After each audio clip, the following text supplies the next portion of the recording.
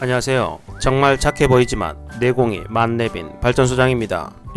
여러분은 화를 잘 내시나요? 화를 쉽게 내는 사람, 주변에는 사람이 없습니다. 반면 원하는 사람 곁에는 사람이 모입니다. 원하는 사람은 온순하고 너그러워 따뜻함과 편안함이 느껴지기 때문입니다. 그런데 온순하고 너그럽다는 점을 약한 것으로 보아 편해서 함부로 대하는 사람도 있습니다. 그러나 온화하지만 유독 강하게 느껴지는 사람도 있습니다.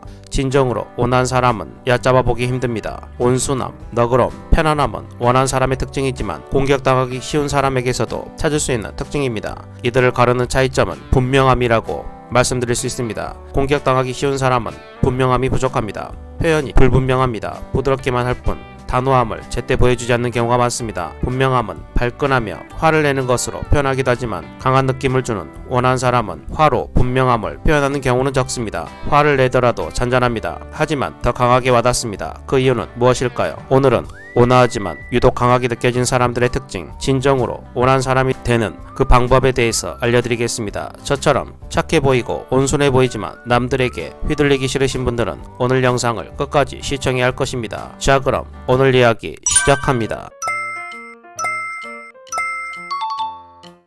온순해 보이지만 약해 보이지 않는 사람들. 첫 번째, 착하기보다 바르다. 부드럽지만 강한 사람이 진정으로 온화한 사람입니다. 진정으로 온화한 사람이 강한 이유는 바르다는 점에 있습니다. 진정으로 온화한 사람은 표현할 때는 표현합니다.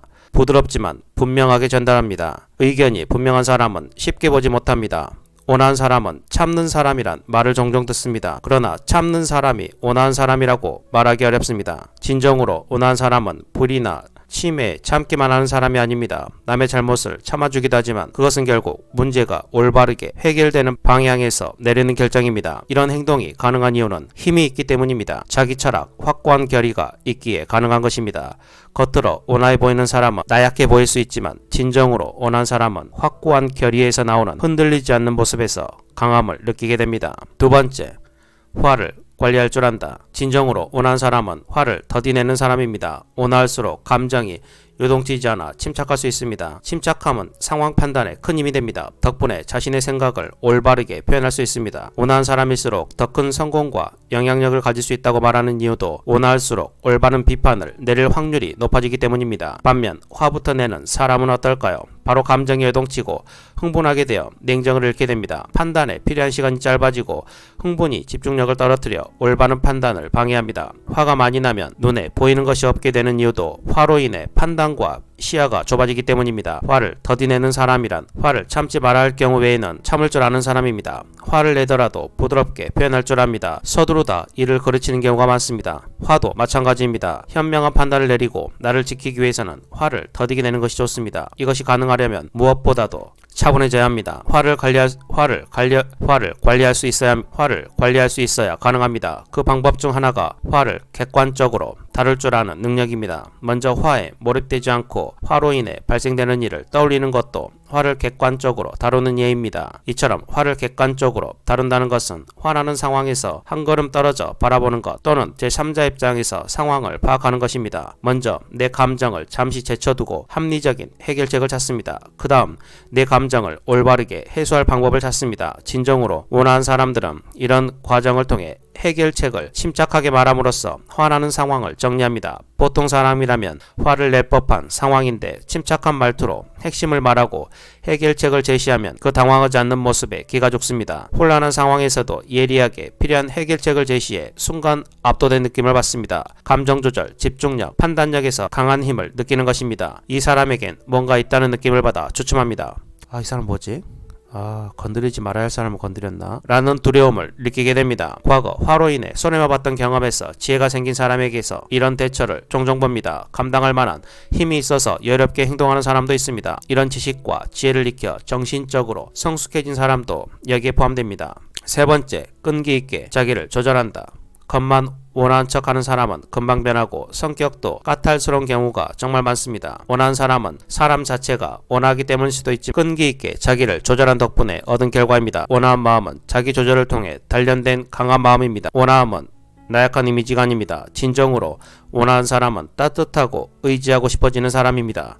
끈기와 힘의 원천은 신념과 자기 철학에서 나옵니다. 이를 바탕으로 올바르게 행동하기 위해 하지 말아야 할 일을 참는 자기 극복이 몸에 배어 온화함으로 발전하는 것입니다. 이때 마음 근육을 키우는 것도 도움이 됩니다. 네 번째, 입이 무겁다. 진정으로 원하는 사람의 입에서 나오는 말은 부드럽고 행동은 반듯합니다. 수다스럽지 않습니다. 특히 말을 가릴 줄 압니다. 대부분 싫었다는 소리는 말 때문에 듣습니다. 말을 너무 많이 해 실수하고 상처를 줍니다. 말수가 적더라도 충분히 전달될 수 있는데 말이 과해서 문제가 생깁니다. 말수가 적으면 좋은 점 중 하나는 쉽게 대하지 못하는 경향이 있다는 점입니다. 두려움은 모를 때 흔히 생깁니다. 미지의 세계, 처음 시도하는 일, 속을 알 수 없는 사람을 대할 때 두려움이 생기곤 합니다. 모르니까 조심스러워집니다. 사람이 감정을 드러내지 않을 때도 같습니다. 말수가 적으면 감정이 잘 드러나지 않아 사람들이 조심스러워합니다. 덕분에 강하게 느껴집니다. 입이 무겁다는 의미는 말수가 적다가 아니라